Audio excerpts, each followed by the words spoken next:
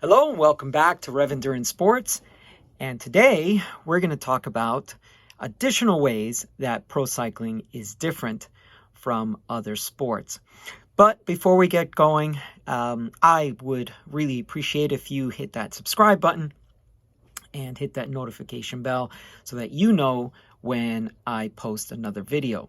We're trying to get to 500 subscribers by April, and that would be a very helpful thing if you would subscribe to the channel. Okay, what we talk about on this channel is typically bike servicing and new products and product reviews and things like that. But I thought I would take a little bit of a shift over to more generalized topics such as, cycling in general and how pro cycling is different from other sports. So in a previous video, we talked about how pro cycling is the only sport that I know of where 20 or 22, 21 teams are in a competition at the exact same time. We also talked about how there are no substitutions.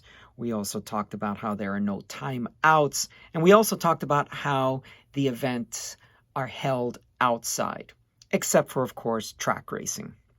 So today I'd like to talk to you about 3 more ways that cycling and professional racing is different from other sports. Another way that I consider pro cycling to be different from other sports is a world champion is, in my opinion, a real world champion. So let me explain what I mean by that. So let's say we're looking at American sports like football or basketball or even baseball. A lot of these teams, the calendar is the same. Year after year, they play basically the same teams, and they're all American teams. So, maybe you have the Toronto Blue Jays or something like that, but it's not an international field. You're not playing teams from all these different countries. And so I find it a little bit weird to call, like, let's say, a football team that wins the Super Bowl a world champion. Now, you may have some nationalities within the teams, but the team itself is based in the US and it's not actually playing against other teams. So, I don't know. I've always thought that sounded a little bit strange that they call a football team a world champion. There's a little bit more diversity in baseball teams with South American countries and island countries, Caribbean and places like that do play within the U.S. teams, but they are still U.S. teams. So a world champion in cycling is typically crowned this way. So normally you have trade teams. In other words, there's a sponsor or sponsors that pay to field a team.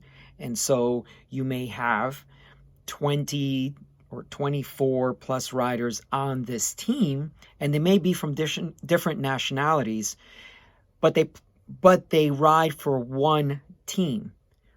When the World Championships come around, they now ride within their country's team. So you may have a Italian team with all Italian racers, but they all come from different teams to make up this Italian team to race at the World Championships.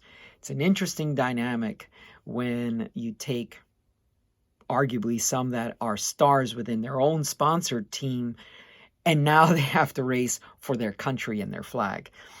But, so you have these countries, and you have these teams, and they race, and the person who wins the World Championships are held as a one-day race, by the way.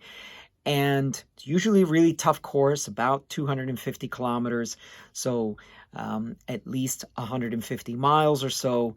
And depending on the course layout, sometimes it could be heavily favored towards climbers or heavily favored towards sprinters. So that's sometimes an issue for someone who you think is a really good rider. Let's say he climbs mountains really well, but the World Championship parkour, as it's called, is really geared towards the other facets of those people. So the world champion then wears a rainbow colored jersey for 1 year until the world championships are held again.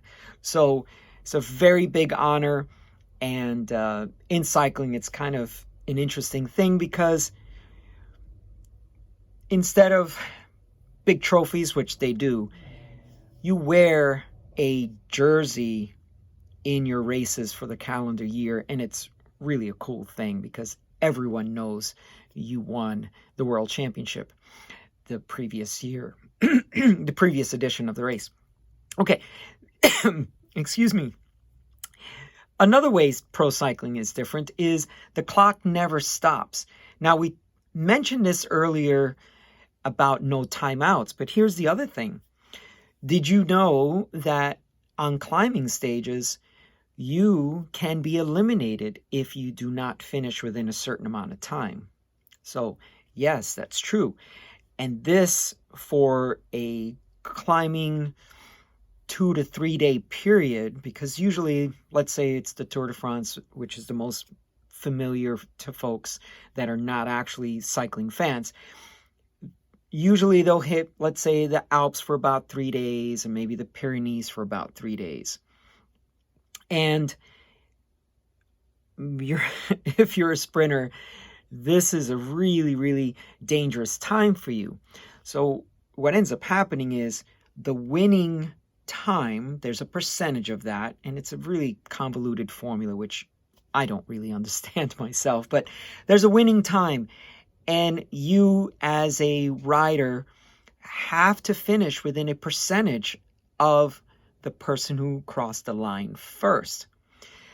And if that particular edition of the race has some really, really fast and strong climbers, and you've got a really strong field that is pulling the race from the lead section, the back section, which is typically called the gruppetto, where all of these sprinters kind of try to get together, try to get through the stage and still be available to race the next day.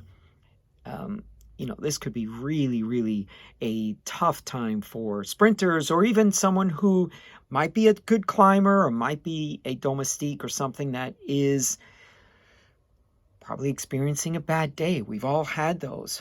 And during the 21-day stage, you will have a bad day. So time cutoffs, I think, are a little bit different than in any other sport. So it's possible that this, to me, is something very different about pro cycling. The next thing that I would like to cover is that there are no stadiums. So we talked about this before, as in it's held outside. But think about this. Because there's no stadiums, there's no ticket revenue. And so how does this sport continue to survive? Right? So you have no ticket revenue. You don't have concession stands to, buy beer, buy peanuts, popcorn, all that kind of stuff. You don't have another means to create revenue while people are watching and enjoying the sport. And so it's held outside, and we're in a pandemic now, but typically speaking, you've got crowds lined up all along the road, and it's free. And you get to watch your heroes ride by briefly because they're going so fast, but you want to position yourself on a climb, so at least you see them for a little bit longer.